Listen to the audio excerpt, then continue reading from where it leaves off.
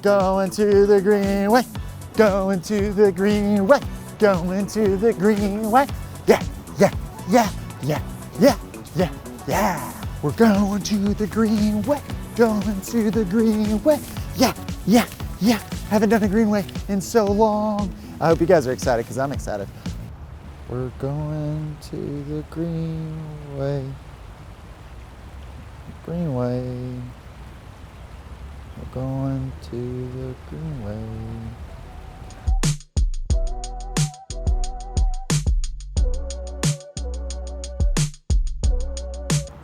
Going to the greenway.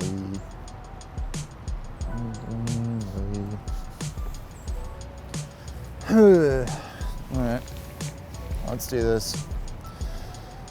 How to buy in an extremely hot market. Hey Derek, I'm having a hard time finding a house in this hot market. Do you have any tips? Dick Richardson. Well, Mr. Richardson, right now I'm a little depressed. I'll be totally honest with you. As you can see behind me, the greenway, which I love so much, as you can tell from my screaming and ranting and what I like to call singing.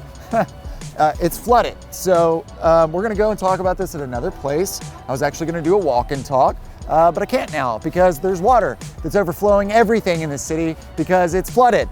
And I'm okay. I hope you're okay. We're gonna talk about how to help you buy a house in a really hot market.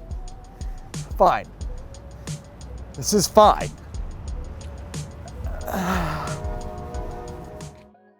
Across the United States right now, there is a very large emphasis on a seller's market. And it's not been like this in a very long time, but all across the US in multiple different cities at the same time, it is an extreme seller's market. And buying in an extreme seller's market can be very daunting. So I want to give you a couple of tips on what I would recommend you do if you're looking to buy in an extremely hot seller's market. One piece of advice that I would give, and probably the most important piece, is whether you're just now getting into the home buying process in a seller's market that's super hot, or you've been in it for a while, stay positive. It is crucial that no matter what happens, it's okay. You're going to find that house. Your realtor is going to help you find that house. But you have to have a positive mindset about it, because in a market like this, you can get completely negative. And you do not want to do that because it's just going to make it awful for you as far as the experience is concerned. So please, please, please go into this with a positive mindset with anything you do, and especially with everything I'm about to say. One thing you want to do is when you meet with your realtor, you need to talk to them about your expectations, because your agent needs to also talk to you about realistic expectations. What does that mean?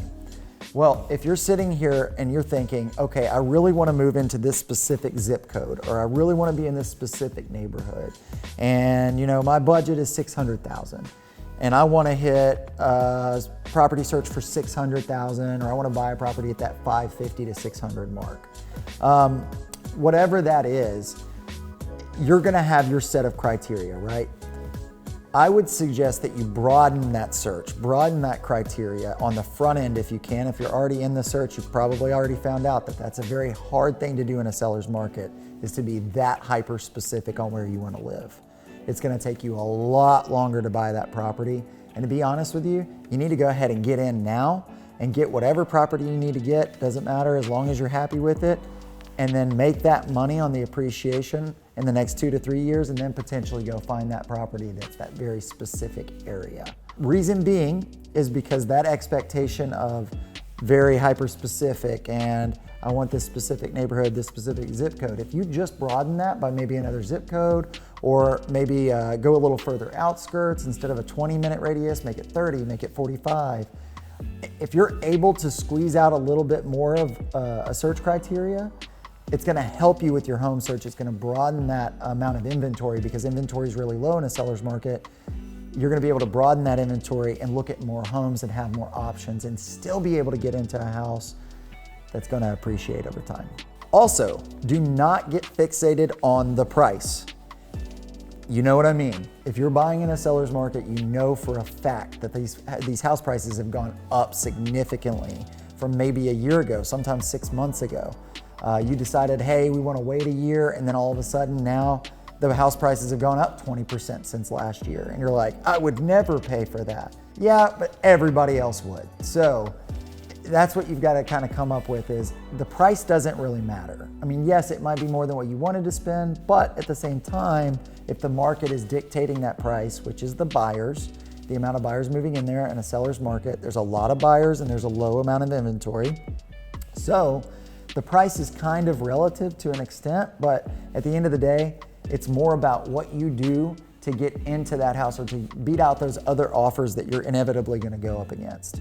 Whether that's appraisal gaps, offering a little bit over asking price and paying a little bit more money during that appraisal gap to give yourself a little leverage over the other offers. Whether it's doing a pass or fail inspection, where you still do your home inspection, you still have your inspection contingency, but you're doing it on a pass or fail basis, so you don't knick-knack all the little things that are wrong with the house so that the seller doesn't just throw your offer away. That's very competitive in a market like this. Think about the seller's situation. Does the seller need to move right now, or do they need to move in 3 months? So instead, I'd rather give 2 months post-occupancy to allow the seller to stay in the house for a couple months while they go find their other home. That's another thing you can use as leverage when wanting to beat out these other offers. If you haven't started searching or you're about to start your home search, you're gonna find out that virtual walkthroughs are imperative. And here's why. Let's just imagine that you're out of state and you don't wanna fly in every time to see a property. Well, it's very hard for you to just look at photos and determine, do I really wanna make this super large investment on a property that I've only seen photos? Probably not. So what you would want is either one, you want your agent to do a virtual walkthrough with you, where they either FaceTime you or they allow you to use your virtual reality headsets, like our company offers that, for you to virtually walk through that property. Or Matterport is a full virtual walkthrough that you can go room by room, you can look up, down, all around. That is also something that can help you as well. Another example, hey Derek, I don't live out of state, I actually live right up the street and I'm just trying to buy in my own city. Great. If you have a job where you don't have time to get off work and go see this property in time to make an offer because these houses are going within less than 24 hours, and you're like, I've got to see this house.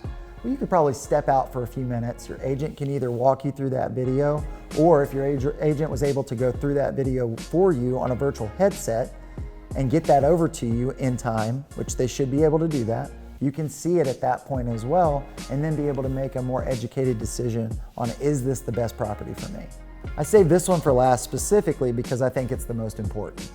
When you go in to buy a house, you need an agent in a seller's market that knows how to win offers in a seller market specifically. Not just a local agent, they're all mostly local, but somebody that knows how to negotiate in a seller's market, knows the things to put into a contract in a seller's market, knows what to do to navigate that process, because at the end of the day, if you don't have an agent that knows how to do that, you're gonna lose out on a lot of houses and it's gonna get very, very, very, very annoying for you.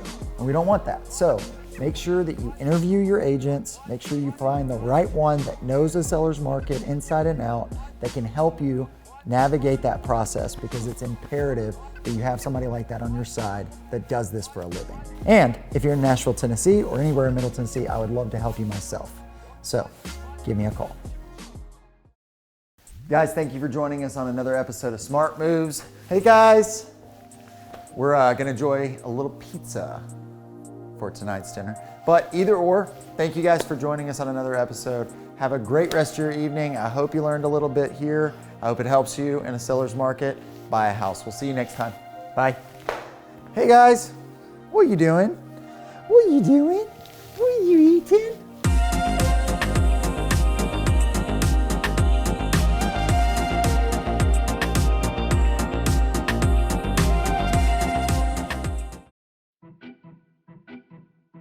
You're going to the green way. Going to...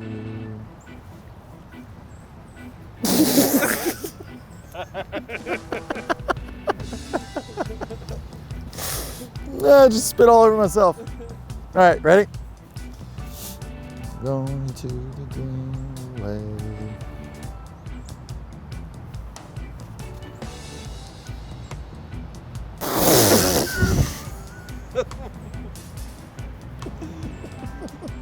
don't know if I can do it. All right. Well, last time, if I can't do it, then. Dick Richardson.